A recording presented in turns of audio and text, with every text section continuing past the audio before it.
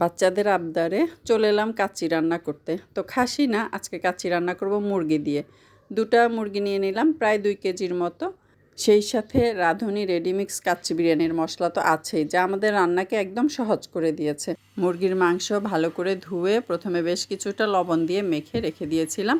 তারপর আবার ধুয়ে একদম সুন্দরভাবে পানি ঝরিয়ে নিয়ে বিরিয়ানির মশলার প্যাকেটের মধ্যে যেটা একদম গুঁড়ো মশলা, সেটা দিয়ে একদম মাখিয়ে নিলাম। সেই সাথে দিয়ে দিলাম 4 টেবিল চামচ আদা বাটা, 3 টেবিল চামচ রসুন বাটা, 2 টেবিল চামচ গুঁড়া মরিচ, আর সাথে দিয়ে দিলাম 4 টেবিল চামচ টক দই, 3 টেবিল চামচ দিয়ে দিলাম বাদাম বাটা, কাজু বাদাম এবং কাঠবাদাম মিলিয়ে বেটে সেটাকে পেস্ট করে দিয়ে দিলাম। সাথে 2 টেবিল চামচ সয়া সস এবং 2 টেবিল চামচ টমেটো সস দিয়ে দিলাম। তারপর পেঁয়াজ বেরেস্তা করে নিয়েছিলাম কিছু, সেই পেঁয়াজ বেরেস্তার তেলটা এখানে ঢেলে দিলাম। দিয়ে দিলাম 4 থেকে 5 টেবিল চামচ ঘি। আজকে ঘি একটু বেশি করেই দিলাম। আর একটু কেওড়ার জল আর একটু গোলাপ জল দিয়ে দিলাম। সাথে পরিমাণ মতো লবণ এবং চিনি দিয়ে দিলাম।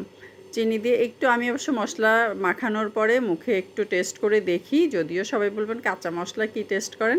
তো এই যে দিয়ে দিলাম একটু জর্দার রং, যে একটু কালার আসার জন্য।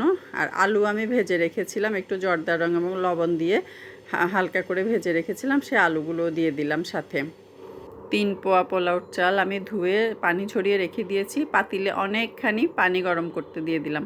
পানির মধ্যে সামান্য একটু তেল দিয়ে দিলাম এবং 4 চা চামচ লবণ দিয়ে দিলাম। আর দিয়ে দিলাম 1 চা চামচ চিনি।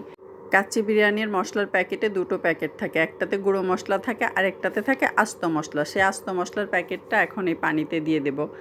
এই যে পানিতে সেই মশলার প্যাকেটটা দিয়ে দিলাম। তো পানি ভালোভাবে যখন ফুটে উঠবে, এই তো মশলার প্যাকেটটা দিয়ে দিচ্ছি। মশলাগুলো ভালোভাবে ফুটে পানির সঙ্গে যখন এর অ্যারোমাটা একদম সুন্দরভাবে মিশে যাবে, তখন এখানে দিয়ে দিব সেই ভিজিয়ে রাখা পোলাওর চালটা। পোলাওর চালটা ধুয়ে আমি পানি ঝরিয়ে রেখেছিলাম, সে পোলাওর চালটা দিয়ে দিলাম।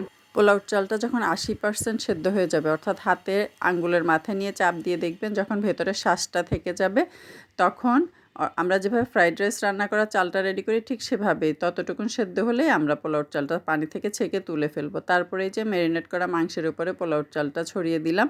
সুন্দর করে পোলাওর চালটা ছড়িয়ে দিয়ে একদম সমান করে দিয়ে তার উপরে দিয়ে দিলাম কিছু কিশমিশ।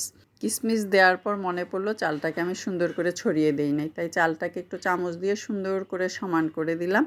সমান করে কিশমিশগুলো সহকারে সমান করে দিলাম, দিয়ে তারপর দিয়ে দিব কিছু আলু বোখারা। আসলে রান্না এবং ভিডিও একসাথে করা খুব কঠিন। রান্নার মাঝে নানা ধরনের কাজ পড়ে যায়, তখন আসলে রান্না এবং ভিডিও একসাথে করা হয়ে ওঠে না। তো এই যে দিয়ে দিলাম কিছু আলু বোখারা। আলু বোখারার সাথে একটু পেঁয়াজ বেরেস্তা দিয়ে দিলাম। কাচ্চিতে লবণটা পারফেক্ট হওয়া খুবই জরুরি, আর সেটা খুব কঠিনও বটে কাচ্চির জন্য। তো যখন চালটা ফুটে উঠবে তখন একটু চালটা মুখে দিয়ে দেখবেন চালের লবণ ঠিক আছে কিনা। তো এভাবেই কাচ্চিতে লবণটা ঠিক করা যায়। ম্যারিনেশনের সময় একটু মাংসের মশলাটা মুখে দিলে, চালটা ফুটে উঠলে একটু মুখে দিয়ে দেখলে লবণের পরিমাণটা পারফেক্ট করা যায়।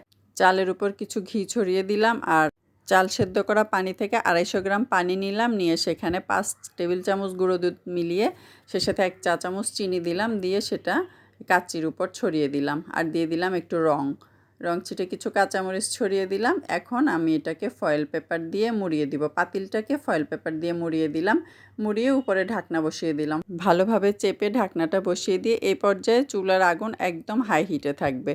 একদম ফুল স্পিডে চুলার আগুন দিয়ে 10 মিনিট পুরো দমে রান্না করতে হবে। 10 মিনিট একদম হাই হিটে চুলার আগুন থাকবে। তারপর আর 20 থেকে 25 মিনিট চুলার ডিম আঁচে করে দিলেই হবে। তারপরেই দেখবেন কি সুন্দর আপনার কাচ্চির ফ্লেভার বেরিয়ে গেছে। এই তো আমার কাচ্চি রেডি। এত সুন্দর ফ্লেভার বেরিয়েছে কাচ্চি থেকে, খুবই ভালো হয়েছে।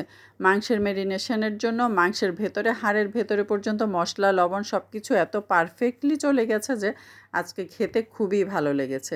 অসাধারণ হয়েছে কাচ্চিটা। ভিডিওটা যদি আরও একটু গুছিয়ে দিতে পারতাম আমার নিজের কাছেই খুব ভালো লাগতো। Thank you for watching my video.